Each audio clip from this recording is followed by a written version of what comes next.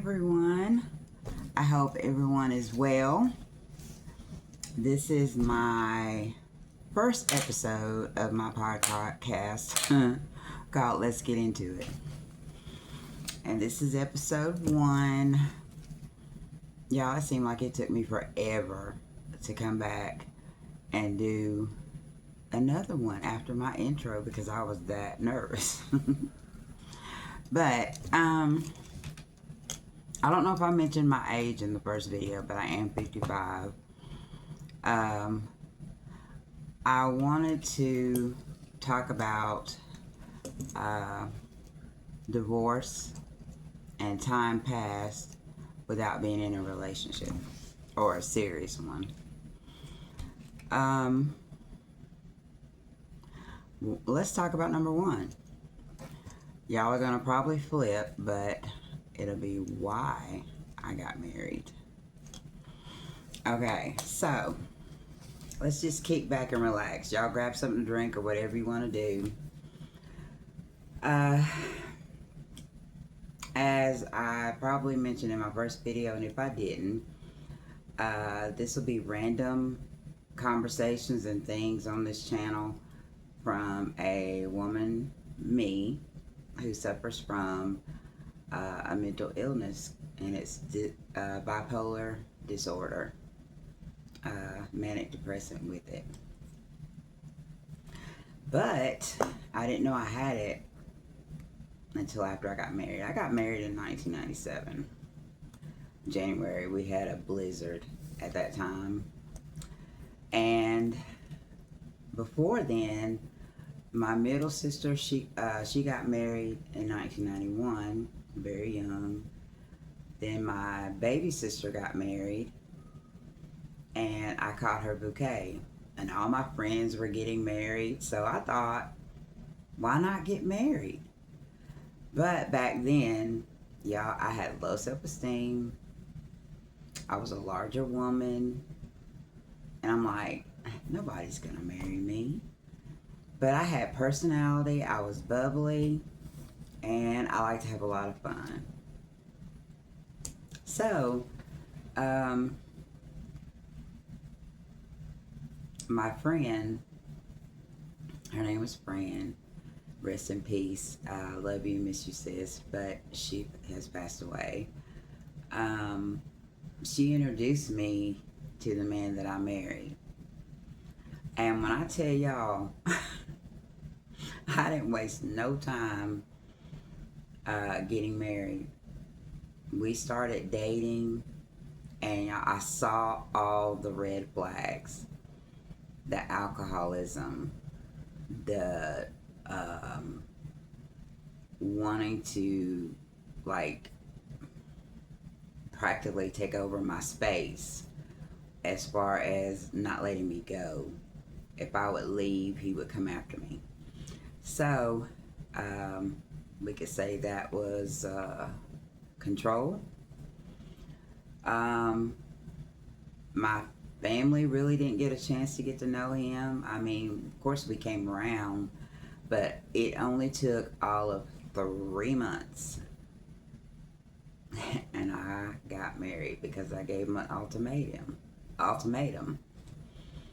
I don't know why I did it, except I said, well, my friends were getting married, my sisters got married, so I thought I should be next.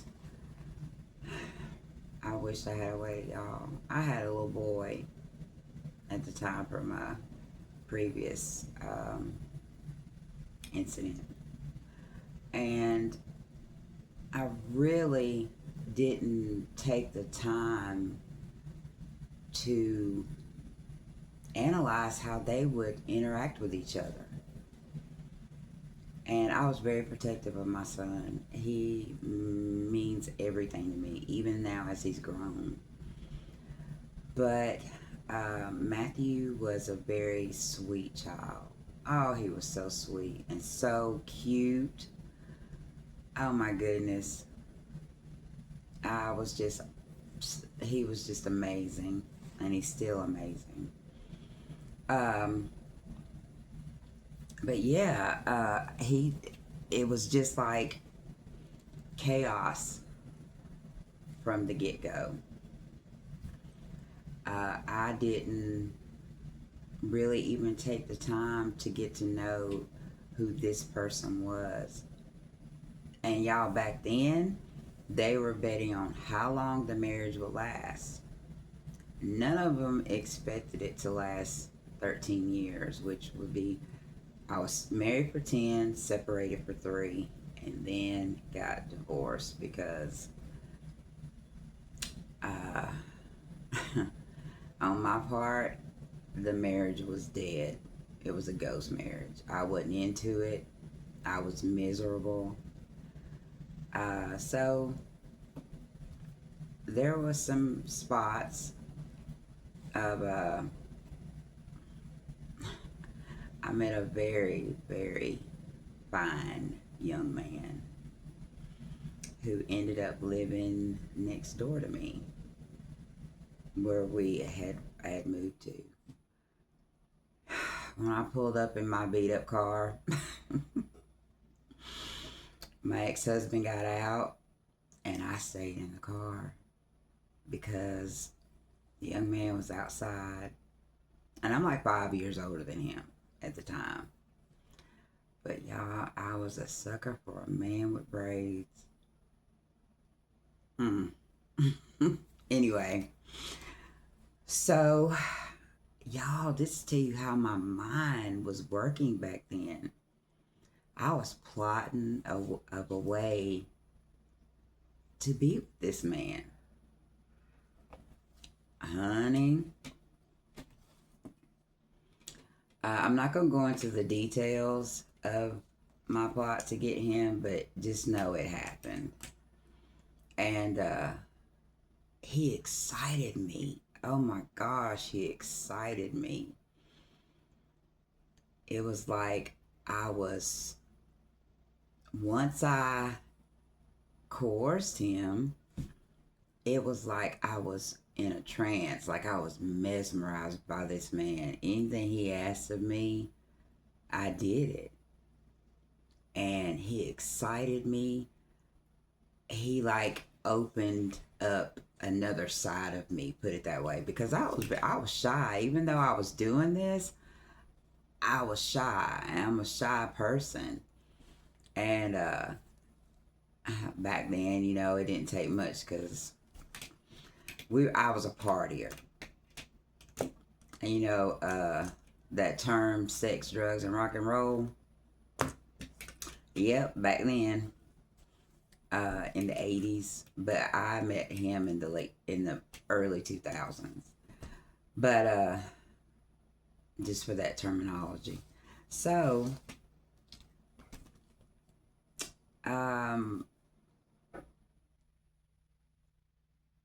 I was just ready to get out the marriage. I should have never done it in the first place. And I did ask Jesus for forgiveness because I didn't mean to. I wasn't in my right frame of mind when I had gotten married. If you think about it, why would you give someone an ultimatum? Or why would that person take me up on the ultimatum? He could have walked away and I could have, done something else, like got myself together, my mind. Mental health is so important to get control of because it can cause you to do some stupid things you regret. And I mean, and don't get me wrong, his family was cool, typical our culture, playing cards, drinking, carry on, dancing. But yeah, I made a mistake. Um, then I wanted to talk about how it affected me and my son. It didn't go well for me or my son. I was miserable. Like I said, every time I kick him out or try to leave, it was like different ways, of course, of me to come back.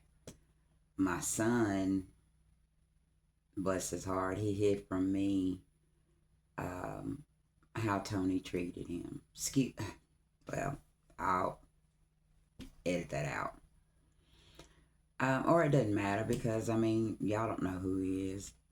But, yeah, I didn't know. My son didn't reveal to me how he was mistreated until he got older, grown.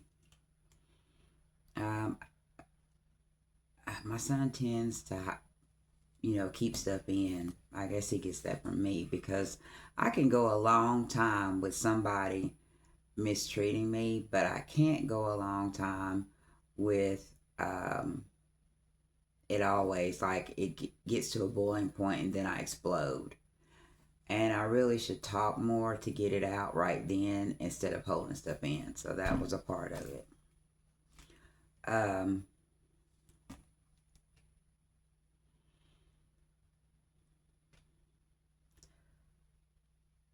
After the divorce, I felt relieved, and the guy that I found a high interest in, believe me when I say you reap what you sow. Because I mean, even and it's so much like that other person um, became my homie, my best friend. And a lot of people say, he's just with you for a place to stay, blah blah blah, because he's from a different state. But at that time I didn't care. I was infatuated with this man. Like I fell in love, and the way he treated me, you would think that we were in love together, but I was the only one in love in that relationship.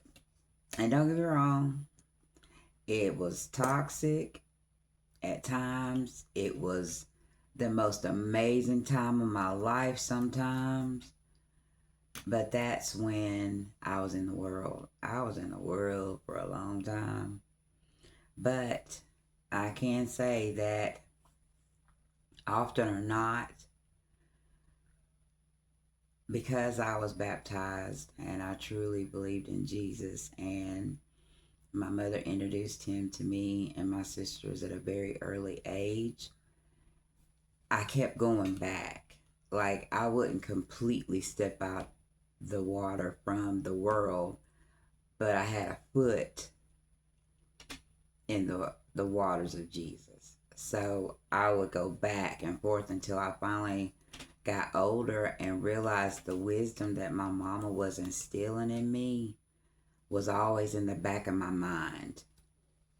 So if you have parents who are teaching you right when you're young and they have wisdom and knowledge because they've been there and done that before you, if you're young and you're watching this, please pay attention to what your parents teach you, especially if they follow Christ, because they know. Even your grandparents, they just do. There's really nothing that your parents haven't already experienced that they can tell you what you're about to face when a certain situation arises in your life. Pay attention. I promise you, it'll save you some steps, because I missed a lot of steps. But anyway, this is probably all I'm going to put on here for today. If you have any comments, you can leave them down there. When you got divorced and now you're in 50 or older, what did you do? How did it affect you? Did you have children from a previous relationship? How did it affect them? Or did you wait on God to send you someone else? A lot of time had passed for me till up to right now. I didn't desire I wanted a companion, but this time I wanted it to be God sent. My best friend who I'll be having on this podcast soon, she prayed for exactly the type of man she wanted, because there'll be a new episode where I talk about the dating apps. But in the meantime and in between time, y'all take care, keep praying, trusting God for whatever journey you're on, because believe me, His plan for you is perfect. Um, you have a purpose. It may not be what you want it to be, but nothing you could ever do on your own will outweigh what God will do for you.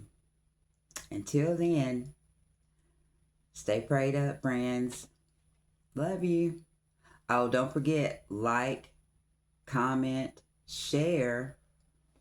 If you really into this, I promise you, just keep on coming back, because there's more stories to come. Okay, y'all. Bye.